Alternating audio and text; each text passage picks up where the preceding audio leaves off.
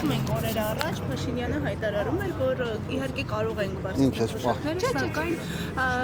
թոշակառուները չեն իմանա որտեղ ծախսեն այդ գումարները։ Հիմա թոշակառուները գիտեն որտեղ ծախսեն։ Որտի չիմանամ, ցավը տանեմ, թոշակ եք ստանամ, որ իմանանք որտեղ եք ծախսում։ Դե թոշակ ստանամ։ Ես 50 համարյա 60 տարի բան ունեմ։ Աշխատանքային ստաժ ունեմ, 50 քանի տարի է։ Բայց ստանեմ 63000։ 8 ամիսս 8 տարիս հանեցին, որպես շինարարությունում աշխատող։ Այն մնացածը դա 63000 է։ Ու մել ասում է բան է, ինչ է, այդ ով որ բարձր է 63, ինձ երևի չնչին է հասնելու, էդի հասնում է բաների, այդ ումը 36000 է, ումը 24000 է, դրանցը 10000 է հասնում, իսկ այդ մնացածին ես է հասնում։ Դե իսկ ինչի հիմա որոշեցին բարձրացնել թոշակները։ Ընտրություններ են արժևում, միգուցե դրա հետ է։ Այլ մի հարց է, որ այդ գիտեք ինչի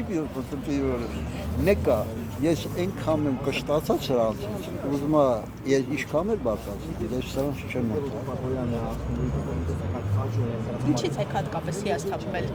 Թորոսյանն ասավ թոշակառուները բեռ են մեր վրա, այդ երևի դուք էլ եք լսել։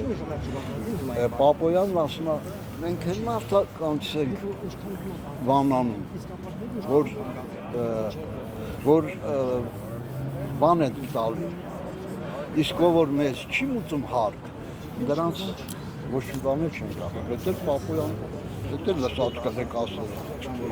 Իշխանությունը ասում է մեր օրոք ավելի շատ են թոշակները բարձրացել, մենք ավելի շատ բան ենք արել թոշակառուների համար, քան նախորդները։ Ցավը տանում ես։ Ասում են բիզնեսով թող զբաղվեն։ Ինչ բիզնես, 73 տարեկան մարդը, ես ինչով կարամ զբաղվել։ Դե վարչապետը ասում է լավագույն տարիքն է գնամ եմ ասում գամ բանում աշխատեմ, այդ շինարարության վրա ասում ասում տարիքով ես, մեզ երիտասարդ ինչով ես անում։ Ինչով անում։ Ինչի՞ ես չեմ կարող իմանալ։ Դե իսկ այս խնդիրների լուծումը ինչպես եք պատկերացնում։ Ոչ մի բանով։ Որպես ստրուկ, որպես ճորտ, այս երկրում պետք է իմանանք հավաքել։ Հիմա կառավարության դիմաց ինչ պահանջով եք հավաքվել։ Դա ասի բանն է, որ աշխատել ենք, փողը չեն տվել, իրանց ասում եկել ենք, որ իմանանք, այդ մարդը չկա,